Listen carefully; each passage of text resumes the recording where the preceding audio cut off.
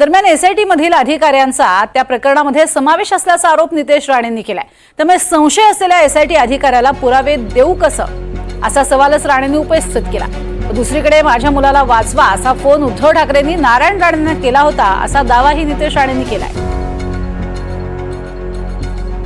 पुण्यामध्ये एसआयटीच्या प्रमुख म्हणून एसआयटी मध्ये चिमाजी अप्पा नावाचा एक अधिकारी होता, जो चिमाजी आढाव अप्पाने आढाव चिमाजी आढाव नावाचा अधिकारी होता, तो त्या केसमध्ये इन्व्हॉल्व होता। जेव्हा ती केस झाली आमच्याकडे माहिती आहे की तो त्या केसमध्ये त्यांनी सगळा कव्हर अप करण्यामध्ये मदत करत होता। तर मी एवढेच पत्र लिहिलेलं की बा तुम्ही मला इन्क्वायरीसाठी कोणासमोर बोलवताय, तो जो ज्याच्यावर आम्हाला संशय आहे त्याच्या समोरच आम्ही जाऊन माझी माहिती द्यावी, पुरावे द्यावे, जेणेकरून तो उचलणार आणि आरोपींना देऊन टाकणार।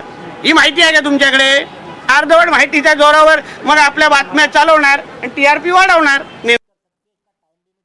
मुद्दा असा आहे उदय की त्या राणे साहेबांना जेव्हा तुला माहिती आहे मालवणी पोलीस स्टेशनमध्ये आम्हाला इन्क्वायरीसाठी बोलवलेलं, तेव्हा राणे साहेबांनी ऑन रेकॉर्ड इथे सांगितलेलं की उद्धवजींचे 2 वेळा फोन तेव्हा राणे साहेबांना आलेले की तुम्हालाही 2 मुलं आहेत, माझ्या मुलाकडून काय झालं असेल तर त्याला वाचवा, मदत करा, असं ऑन रेकॉर्ड सांगितलं होतं।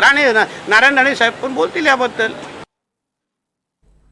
आपण पाहतोय अशाच पद्धतीने आरोप प्रत्यारोप जे आहेत ते जोरदार सुरू आहेत। मात्र तुम्ही स्वतः चौकशीला सामोरे का गेला नाहीत किंवा पुरावे का दिले नाहीत या प्रश्नावरती मात्र नितेश राणे यांनी वक्तव्य केलेलं आहे की या संपूर्ण आरोपामध्ये एसआयटी मध्ये असणारे जे आव्हाड नावाचे अधिकारी आहेत त्यांच्यावरतीच आम्हाला संशय असल्यामुळे मी त्यांच्यासमोर कोणतेही पुरावे सादर केलेले नाहीत असं त्यांनी स्पष्ट केलंय।